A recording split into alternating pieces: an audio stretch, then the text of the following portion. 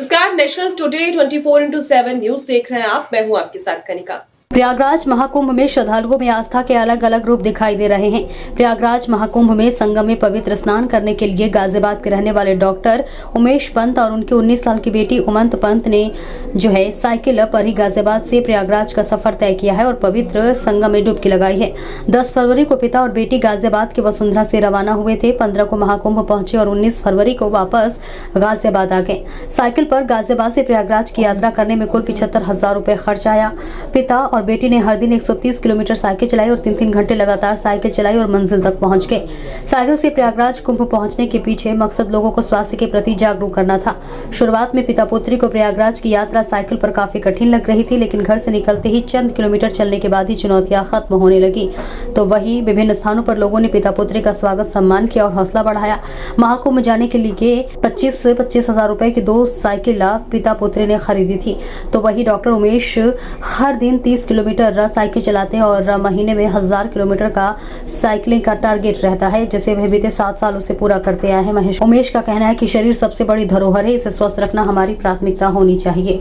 मेरा नाम उमंग पंत है और मैं 19 साल की हूँ। मैं देव संस्कृत विश्वविद्यालय में पढ़ती हूँ। मेरा कोर्स BSc योगा है और इस पूरी यात्रा में मेरा अनुभव बहुत अच्छा रहा है। पूरा एडवेंचर बहुत मजा आया। मैंने पूरा पापा का साथ दिया है। हर समय जहाँ जहाँ पापा को दिक्कत आई वहाँ मैंने पापा का साथ दिया। और जहाँ मतलब ऐसा लग रहा था कि आप आगे नहीं चला पाएंगे, कुछ दिक्कत हो रही है, तो नहीं, मैंने ऐसे बोला जितना मैं चला रही हूँ उतना आपको भी चलाना है, क्योंकि हमें अपने 150 या 100 हमारा एक दिन का रहता था कि हमें आगे करना है, क्योंकि तभी हम अपनी मंजिल पे पहुंचेंगे। और जब हम वहां पहुंचे तो मुझे लगा हाँ मैंने कुछ प्राप्त कर लिया है, अपना अचीवमेंट मैंने कुछ किया है। क्योंकि जब जाने का हो रहा था कि मैंने लग रहा था यार जाना है, चलो ठीक है चले जाएंगे। फिर मेरे भी जब दिमाग में कि प्रयागराज जाना है और स्नान करना है ना, हाँ फिर तो चलो। महादेव का नाम लिया, पूरे रास्ते महादेव पापा दोनों मेरे साथ थे। कोई डर नहीं लगा मुझे। जहां जहां दिक्कत हो रही थी बस प्रभु का नाम लिया और आगे बढ़ती गई मैं। कहीं कहीं पे दिक्कत आई, कहीं पे हमारी साइकिल खराब हुई तो कानपुर में हमने उसकी सर्विसिंग वगैरह भी करवाई। कानपुर घूमे हम, उस दिन पूरा शहर घूमे उस चक्कर में और हमें बहुत मजा आया। उसके बाद हम कानपुर से फतेहपुर गए थे। फिर फतेहपुर से हम सुबह 5 बजे निकल गए थे। उसी दिन हमने प्रयागराज पूरा किया था। और मेरे को इतना वो उस दिन ऐसा हुआ था, मैं बहुत थक गई थी, तो मैं थोड़ी चिड़चिड़ी भी हो गई थी।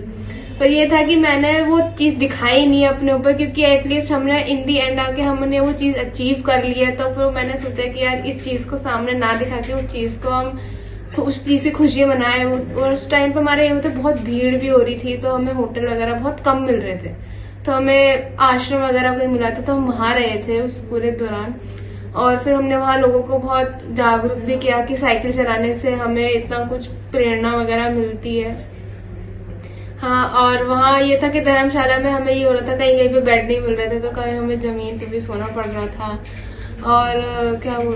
और फिर हमने और लोगों को वहाँ जागरूक भी किया। साइकिल चलाने से हमारा माइंड फ्रेश होता है, तनाव से मुक्त होते हैं और हमारी कैलोरीज भी बर्न होती है। हम छोटी छोटी जगह जैसे जाना होता है तो हम साइकिल से जा सकते हैं, कार या स्कूटी से जाने का कोई फायदा नहीं है।